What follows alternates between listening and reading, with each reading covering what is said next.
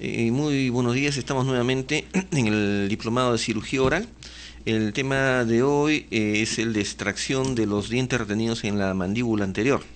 Hemos recibido muy buenos comentarios respecto a la clase anterior en donde se conversó sobre la extracción de los dientes terceros molares específicamente y que esperamos también sus opiniones y sugerencias. En los dientes, en la mandíbula anterior, estamos hablando específicamente del mentón, el manejo quirúrgico de los dientes retenidos es un poco distinto, ¿no? En general, en otras zonas de la mandíbula o del maxilar superior, mantenemos siempre ese principio que el hueso tiene una mínima elasticidad, es decir, tiene un módulo de elasticidad que le permite distenderse mínimamente y poder trabajar nosotros con nuestro elevador, con nuestro botador, para poder luxar primero el diente y lograr la extracción de la pieza dentaria con el menor trauma posible. En la mandíbula, la zona anterior de la mandíbula o la mandíbula anterior, como nosotros lo denominamos, el hueso es excesivamente corticalizado, su módulo de elasticidad bastante bajo. Si hablamos en términos de implantología, es un hueso tipo 1 con una extrema corticalización, en donde la extracción de una pieza dentaria, un diente retenido en general, sea un canino, que es el más frecuente, sea un incisivo central o un diente supernumerario, se hace más difícil debido principalmente a que el hueso es extremadamente duro. Esto significa, en términos prácticos, que al momento de realizar la extracción dentaria vamos a tener que ser más agresivos, más amplios, más generosos con la osteotomía, de tal manera que podamos liberar al diente retenido de su espacio en el cual se encuentra atrapado y poder realizar el tratamiento quirúrgico y su extracción. Otro problema en la zona anterior es la inserción de los músculos del mentón.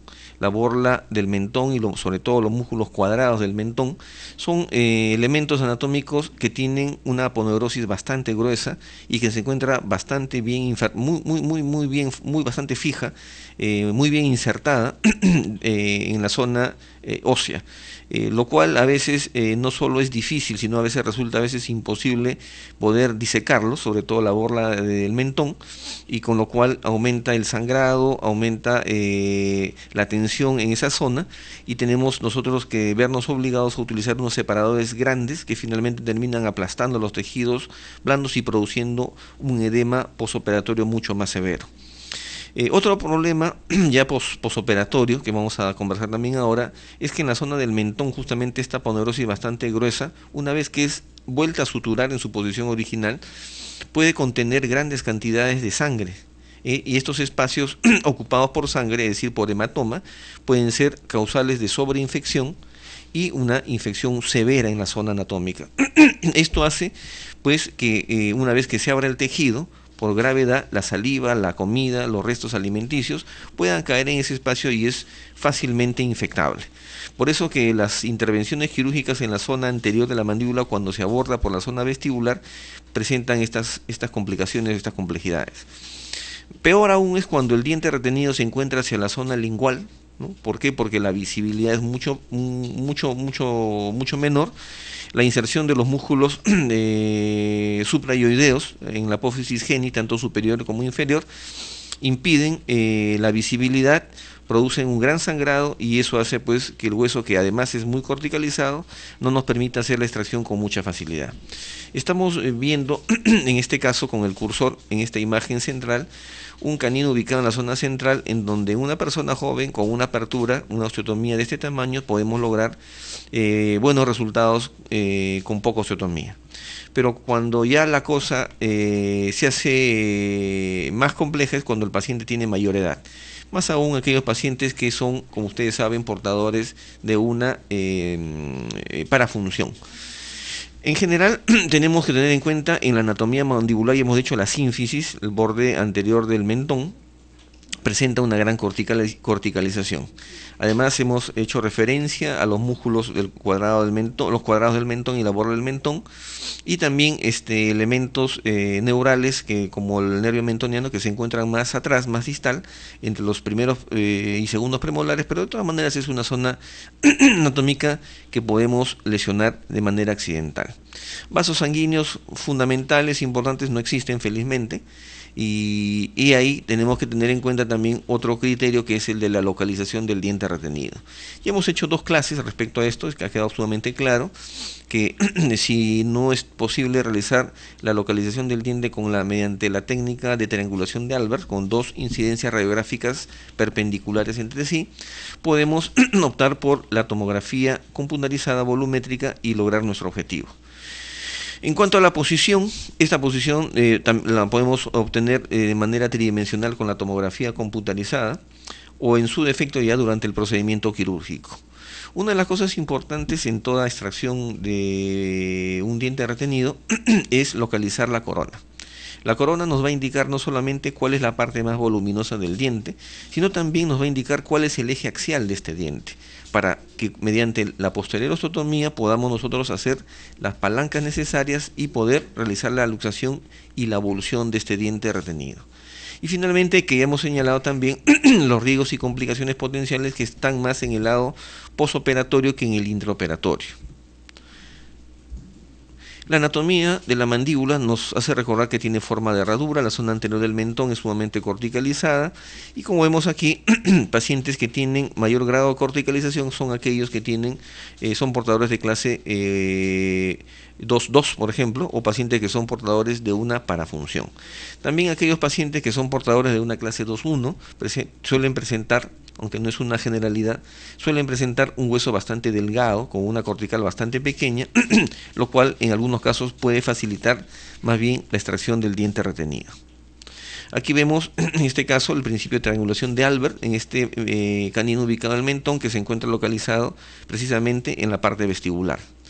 En este otro caso, la zona anterior del mentón vamos a visualizarla mediante una tomografía computarizada, aprovechando este caso de déntulo completo en el cual se estaba programando colocar implantes. Lo que nos llama la atención en la zona anterior del mentón es, si ustedes se dan cuenta, aquí la corticalización en el lado lingual, en el lado vestibular, en el lado apical y también en la cresta ósea. Es decir, la cresta ósea quizá es la zona de menor corticalización, mientras que vemos una gran cortical en la zona vestibular y en la zona lingual. De acuerdo con Donald Atwood, quien estableció el proceso de remodelación del hueso desde que el paciente es portador de un diente hasta que los pierde por completo, pasando desde el grado 1, que corresponde al reborde preextracción, al reborde tipo 2, reborde postextracción, y así progresivamente pasando por el 3, que es el reborde alto y bien redondeado, el tipo 4, que es el reborde en filo de cuchillo, el reborde tipo 5, bajo y bien redondeado, y finalmente el reborde tipo 6 o de reborde deprimido. Los huesos tipo 4, 5 y 6 son aquellos que presentan mayor grado de corticalización. Esto es importante cuando la extracción del diente retenido en el mentón se hace en un paciente completamente edéntulo, totalmente edéntulo. Aquí vemos algunos ejemplos, ¿no? Vemos un hueso bastante pequeño, bastante bajo, pero nos llama la atención la corticalización de la tabla vestibular. Esta prominencia pequeña corresponde al reborde alveolar, mientras que esta gran prominencia corresponde en este caso a la apófisis geni, en un paciente con una atrofia severa de la mandíbula. Igualmente acá un reborde alveolar bastante bajo. Todas estas características, fíjense el grado de corticalización en la zona vestibular. Vemos aquí está marcada la inserción muscular, la cual hemos pincelado con sulfato de bario para que pueda ser visualizable en la radiografía periapical de perfil. Igual otro reborde atrófico tipo 6 en donde la prominencia no corresponde, ojo, no corresponde al reborde alveolar, sino corresponde en este caso también a la apófisis geni. Aquí sí vemos un paciente a quien se le va a hacer la extracción de un diente retenido en el mentón, y donde vemos que luego de decolar la mucosa y la submucosa y el tejido periostal, vemos la inserción muscular, que es bastante dura, es bastante fibrosa, es bastante rígida, ¿no? Luego hacemos el decolado, realizamos una gran osteotomía para poder realizar finalmente la exposición de este diente retenido y posteriormente realizar una extracción exitosa.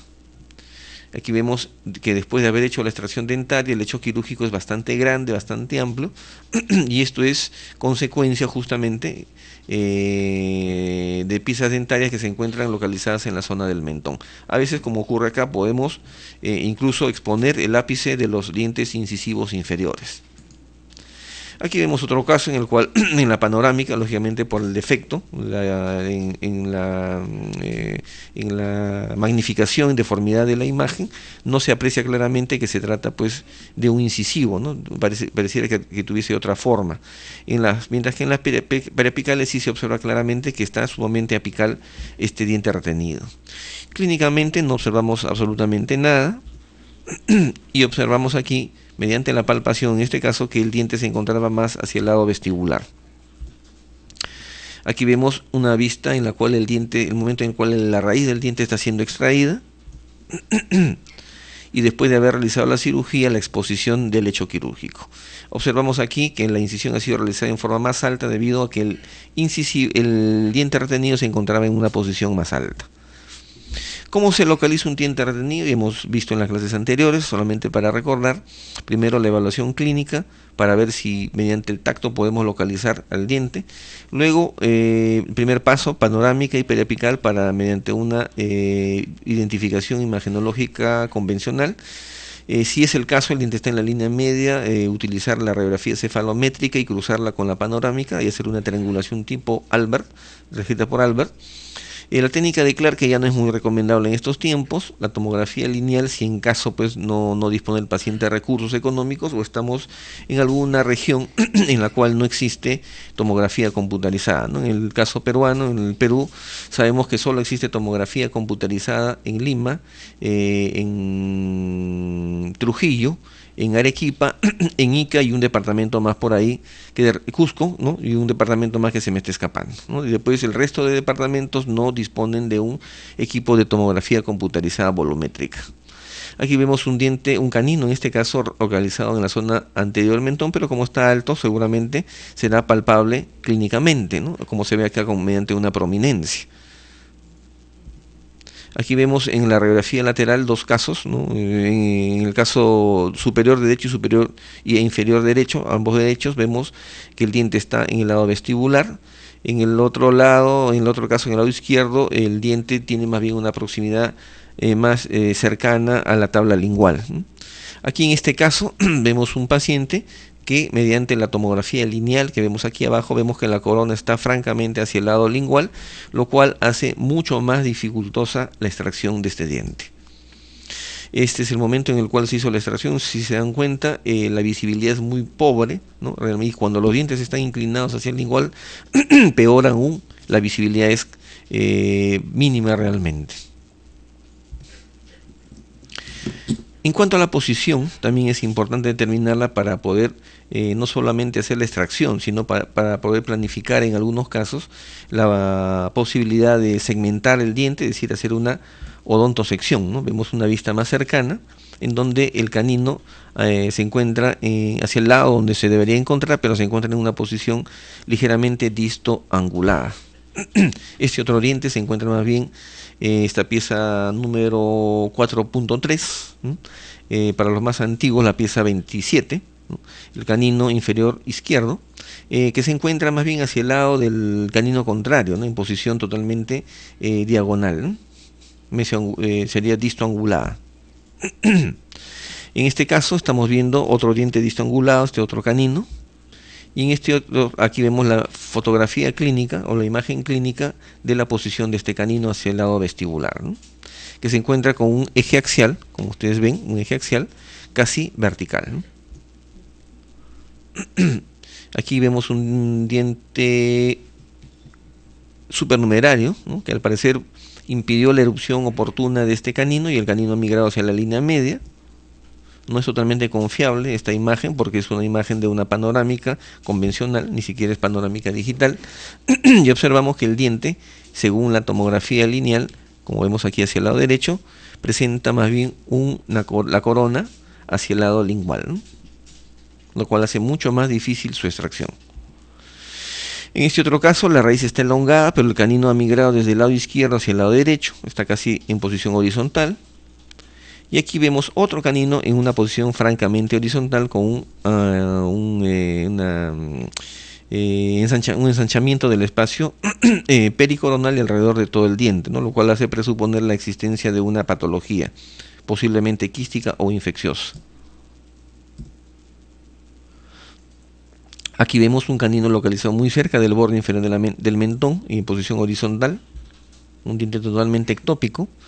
Aquí vemos, en este otro caso, un odontoma complejo que impidió en su oportunidad que el canino erupcionara de manera correcta y ha migrado exactamente en forma horizontal hacia el otro lado.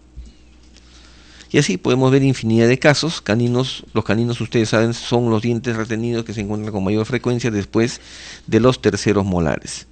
En cuanto a la técnica quirúrgica, es importante señalar que la incisión y el colgajo que se obtiene son definitivamente una de las cosas más importantes para el abordaje quirúrgico.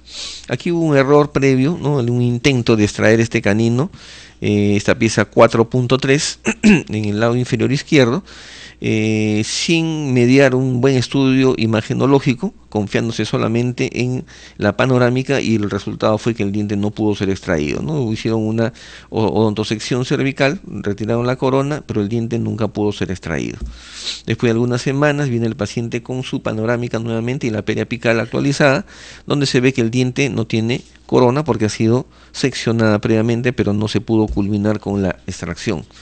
Aquí vemos al canino ya en una posición más clara, el eje axial dirigido hacia mesial, la corona hacia mesial, la raíz hacia distal, y con una inclinación bastante marcada de la corona con respecto a la raíz, donde el descubrir todo el hueso, el eliminar todo el hueso para descubrir la corona, podría crear un defecto, ¿no?, periodontal severo entre estos dos dientes próximos, es decir, entre el premolar y el incisivo lateral. Entonces aquí la técnica es diferente, ¿no? Se secciona en 3 partes el diente retenido para retirar en primer lugar la parte media, luego extraer la parte coronal o en su defecto la parte apical, y por ese espacio el remanente restante, ¿no? Y así se hizo. De tal manera que después de extraer la pieza dentaria se mantuvo este puente óseo que finalmente evitó un defecto periodontal severo. Existen muchos estudios clínicos, sobre todo a nivel de tercer molar, que muestran que una de las grandes secuelas, la secuela más frecuente después de la extracción de un diente retenido es la enfermedad periodontal de los dientes restantes, ¿no? Y eso es un problema más aún cuando no tenemos la costumbre sana y correcta de rellenar estas cavidades o estos espacios, estos lechos quirúrgicos con injerto óseo y con una membrana que permita la regeneración del hueso en esa zona. Aquí está el diente extraído finalmente. Y como hemos dicho hace unos minutos, eso también puede acarrear una serie de riesgos y complicaciones en el posoperatorio, ¿no? Aquí vamos a ver un caso quirúrgicamente exitoso, ¿no? Vemos un canino en la zona del mentón, vemos la panorámica, la radiografía lateral de cráneo, la cefalométrica, vemos el momento en el cual se está haciendo la extracción dentaria, vemos la atracción de los tejidos blandos. Quizá actualmente este caso tiene algunos años, por lo menos unos 14, 15 años, vemos que el colgajo ha sido muy corto, ¿no?, lo cual va a traer sus consecuencias posteriores, ¿no? Vemos la extracción dentaria sin mayor complicación, se extrajo la pieza dentaria, lecho quirúrgico limpio, que es el lavado, la osteotomía, el limado de los bordes. Este es el diente extraído, que fue segmentado en 3 partes, y esta segmentación en 2 o 3 partes permite disminuir la cantidad de la amplitud de la osteotomía, ¿no? En este caso vemos la sutura y observamos también, después de un par de días, ¿no?, a las 48 horas de haber hecho la cirugía, una complicación frecuente que es el hematoma posoperatorio. Este hematoma, como hemos señalado anteriormente, puede producir se produce después de la cirugía, y se puede producir no solamente en principio no se produce un hematoma, sino se produce lo que se llama un hematoma expansivo, ¿no?, lo que antiguamente se le llamaba una hemorragia interna. Esto significa que suturamos los bordes del colgajo, pero internamente continúa el sangrado. Esto produce un hematoma posoperatorio si es que no aplicamos una compresión, en este caso una mentonera o no hacemos un vendaje tipo Barton o un vendaje compresivo elástico en la zona del mentón. Se acumula la sangre y finalmente el paciente viene con el hematoma. Esto puede producir tal cantidad de presión sobre los tejidos blandos que puede provocar, como vemos aquí en el lado derecho del paciente, ¿no?, necrosis de los bordes por una excesiva tensión del tejido. Y esta necrosis se va a traducir después en una dehiscencia, es decir, una separación de los tejidos, y finalmente va a ocurrir lo que no queremos, que es la contaminación del hematoma, ¿no? El tratamiento de estos problemas, de estos hematomas, es manejarlos como si fuese una infección activa, es decir, hacer el tratamiento no solamente antiinflamatorio, analgésico, sino manejarlos como si se tratase de una infección activa con antibióticos con gran concentración y por muchos días hasta que finalmente el hematoma desaparezca. Un hematoma puede tardar hasta unos 15 a 20 días hasta que desaparezca por completo. Aquí vemos otro paciente, también un canino en posición casi vertical, ligeramente distoangulado, una pena apical que no nos ayuda significativamente. Este es el caso clínico, tratamiento ortodóntico de por medio, todavía en proceso, y esta es una recomendación para los ortodoncistas: los pacientes que reciban tratamiento quirúrgico como consecuencia de dientes retenidos, es mejor hacer la extracción antes de iniciar el tratamiento de ortodoncia. Aquí vemos una etapa previa, la identificación de la corona. Se amplía la osteotomía hasta descubrir el tercio cervical de la raíz. Seguimos haciendo la cirugía, hacemos el segmentado, la segmentación, la odontosección, y finalmente extraemos el remanente de raíz del diente retenido, del canino retenido de la zona del mentón, ¿no? Igual hacemos un lavado. Acá un problema natural es que el diente estaba muy cerca de la zona cervical de los dientes incisivos, 1, y 2, que en este caso los aparatos ortodónticos impedían una adecuada sutura, un cierre hermético de la cavidad, ¿no? Consecuencia, después de algunos días, acá vemos el diente extraído con una pequeña dilaceración apical, y después de algunos días aparece, en este caso no hubo hematoma, pero sí hubo una equimosis en la zona próxima a la región geniana y la zona del mentón, ¿no? Que va a demorar de todas maneras algunos días en desaparecer, ¿no? Aquí vemos internamente, felizmente aquí no hubo dehiscencia, pero sí definitivamente la equimosis postquirúrgica. Otro paciente que tiene un canino en posición ligeramente distoangulada. Vemos la vista clínica. Este paciente sí no tenía un tratamiento ortodóntico de por medio, y hacia este caso se ha hecho una incisión ya más apropiada, ¿no? Una incisión de 2 planos, ¿no? Sobre la línea mucogingival, siguiendo la línea mucogingival similar a la que utilizamos para abordar el mentón cuando obtenemos un injerto. Si ustedes se dan cuenta, en este caso se ha preservado una tenue línea, una leve capa de tejido blando para hacer la sutura en 2 planos, ¿no? Y disminuir el riesgo potencial de dehiscencia en la zona del mentón, ¿no? Estamos haciendo el decolado, la osteotomía, descubrimos el diente, observamos bien cuál es el eje axial del diente que estamos haciendo, del cual estamos haciendo extracción, y luego hacemos una pequeña palanca sin forzar mucho, y en este caso hemos completado la extracción con un forceps para poder realizar finalmente la extracción de este diente que estaba con el ápice muy dilacerado, ¿no? Aquí vemos el diente extraído, ¿no? Fue extraído a cuerpo entero, un diente bastante largo, y el suturado o la sutura en 2 planos con sutura, en este caso hecha con ácido poligláctico, ¿no? Poliglactin 910. Sin embargo, después de algunos días viene el paciente con una necrosis en los bordes y una dehiscencia.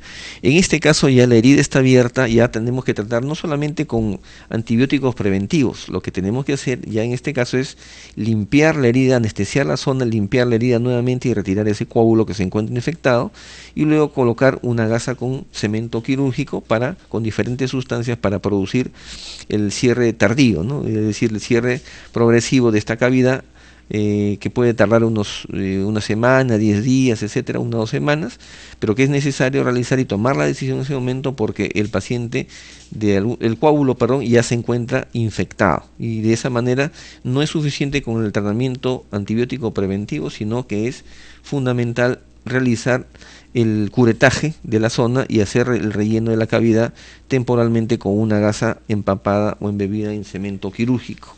Este cemento quirúrgico puede contener los primeros días pequeñas cantidades o pequeñas dosis de iodoformo, que a la luz de los resultados pasados pues más de 100 años continúa siendo el antiséptico más eficiente a nivel tópico, ¿no? Sin embargo, por otro lado, es una sustancia que puede producir necrosis de los tejidos, pero ponemos en la balanza que es más grave para el paciente, que se retarde un poco la cicatrización o que se produzca una infección, ¿no? Definitivamente es mejor prever la infección, y en este caso el utilizar la gasa embebida en iodoformo, ¿no? En una gasa iodoformada va a impedir que la cavidad se infecte. Y ya después posteriormente podemos utilizar pues un cemento con aceite de copaiba, con bálsamo del Perú o con cualquier otro promotor de la cicatrización. En algunos casos, ¿no? En la mayoría de casos deberíamos hacer esto, colocar injertos y membrana, como en este caso, en el cual estamos cortando preparando la membrana, en este caso de cortical bovina, porque estamos tratando a un diente retenido, en este caso un canino, con un odontoma complejo en la zona del mentón, ¿no? Había un desplazamiento de los dientes, había prominencia en el mentón, acá se nota la zona lateral del mentón. Hacemos una osteotomía progresiva primero para localizar la corona del canino retenido. Acá comienza, si se dan cuenta, esta zona más amarilla corresponde al odontoma que comienza a aparecer.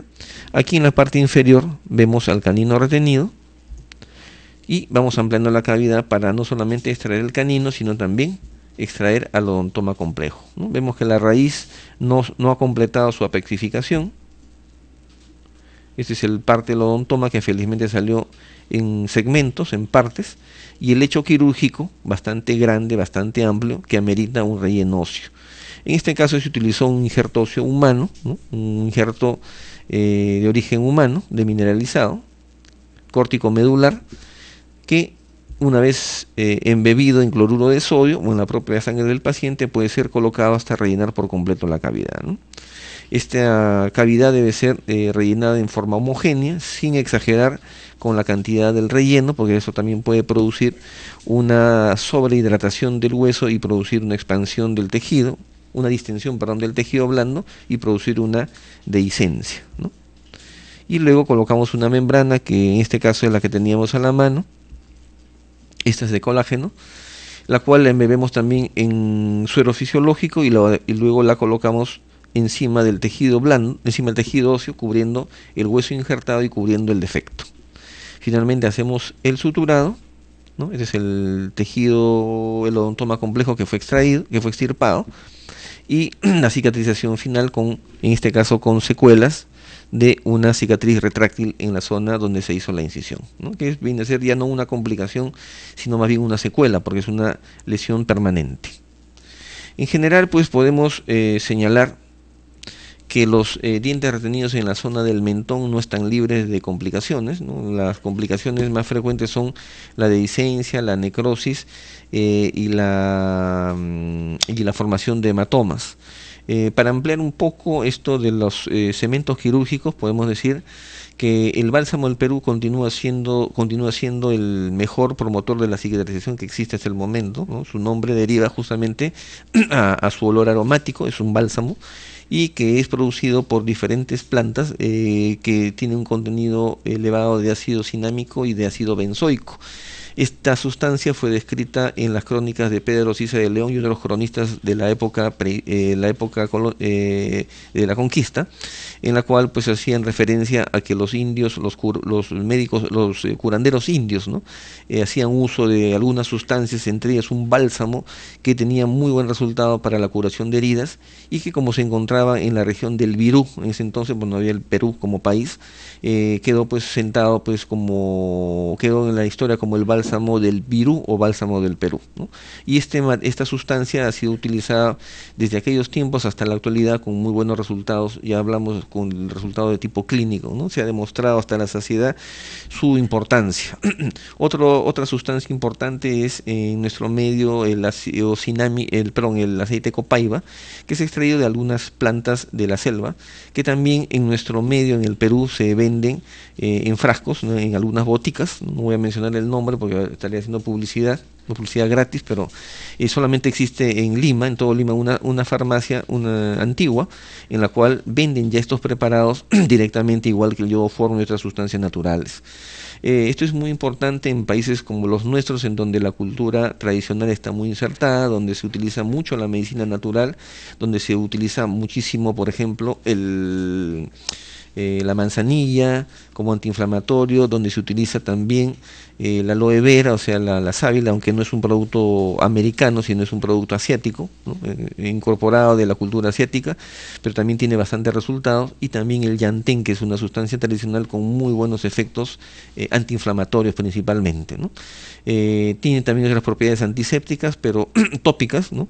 Que son muy interesantes, pero el uso básicamente tópico cuando no hay herida abierta es a través de emplastos, ¿no? Es decir, la limpieza de la piel con agua tibia para eliminar la grasa de los tejidos, y luego embadurnar con algún ungüento aromático o alguna sustancia mentolada para que se adhiera más fácilmente a los tejidos, y en este caso la hoja de yantén pudiera liberar sus propiedades principalmente antiinflamatorias. Bueno, pues habrá oportunidad también de conversar en una clase especial sobre el uso de diferentes sustancias de uso médico en cirugía, que son utilizadas bajo la forma de cementos o bajo la forma de emplastos, ¿no? Porque el uso de estas sustancias con propiedades médicas es muy interesante. Y solamente para recalcar que la diferencia entre el término exacto o el significado exacto de cemento es la mezcla, o sea, no la combinación, sino la mezcla de un polvo con un líquido, que después de juntarse, después de unirse, después de algunos minutos termina endureciéndose, igual que el cemento de las paredes, de las construcciones, igual como el cemento de ionómero de vidrio, el cemento que utilizamos en rehabilitación para cementar coronas, etcétera, tiene los mismos principios. En este caso, el cemento del cual estamos hablando es la mezcla de un polvo con un líquido, con propiedades curativas, con propiedades de promotores de cicatrización, con propiedades antisépticas, antibacterianas, analgésicas, que en este caso van a producir un endurecimiento de este material. El más conocido, ¿no?, de todos estos es la mezcla del polvo de óxido de zinc, ¿no? Ojo, el polvo de óxido de zinc con el bálsamo del Perú, o el óxido de zinc con el eugenol, o el óxido de zinc